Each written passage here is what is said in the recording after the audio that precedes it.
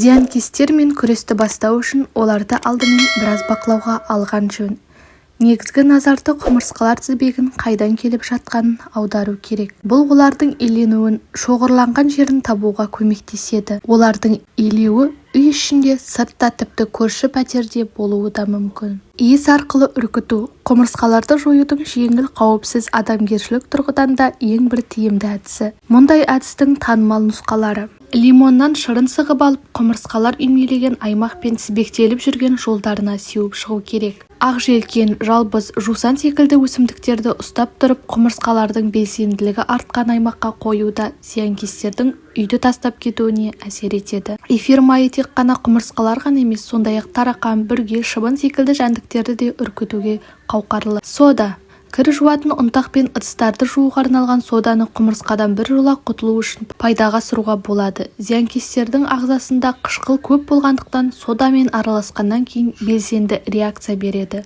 Ол үшін қант ұнтағы мен соданы бірдей мөлшерде араластырып, құмырсқалар көбейіп кеткен аймақтарға сеуіп тастау керек. Мүсәттір: құмырсқалар аммиактың иісін ұнатпайды.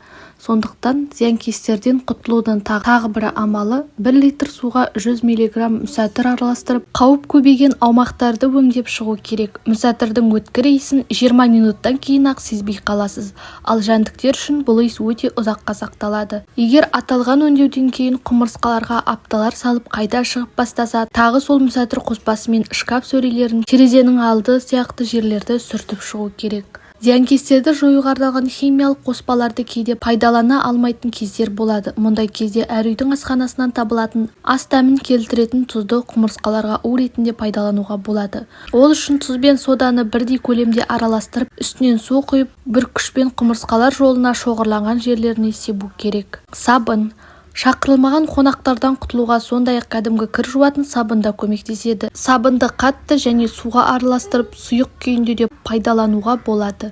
Суға араластырып әбден езілген қоспаны бір күгішке құйып шашу керек.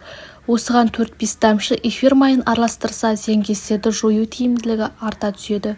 Ал қатты күйінде сабынды үккіштен өткізіп, құмырсқалардың жолына себу керек. Бор қышқылы: 5 грамм бор қышқылы, біраз қасық шекер, біраз қасық кез келген тосап түрі және біраз қасық сумен барлығын жақсылап араластырып, жайпақ кішірек тәрелке немесе пластикалық бөтелкелердің қақпағына құйып, құмырсқалардың белсенді жиналатын орындарға қою керек. Ескерту: бор қышқылы сұйық түрінде де сатылады. Ащы бұрыш: үй үшін жайлаған құмырсқалармен күресуге ащы қызыл және қара бұрышта жарайды. Ол үшін бұрыштың қайсысы болса да құмырсқалар жүретін жерлерге сеуіп тастау керек. Ашытқы: жәндіктердің ішінде газ жиналуына әсер етіп, соңында олардың қырылуына әкеледі. Ашытқыны кез келген тәтті шекермен, тосаппен, сумен араластырып, құмырсқалардың белсенділігі артқан жерге себу керек. Тары: құмырсқалардың ұясына көп жиналған жерлеріне тары себу арқылы зиянкестерден құтылу көбіне бағбандарға тиесілі әрекет. Дәннің қандай әсерінен зиянкестердің жойылып кететіні белгісіз болғанымен, бұл әдіс іс жүзінде дәлелденген.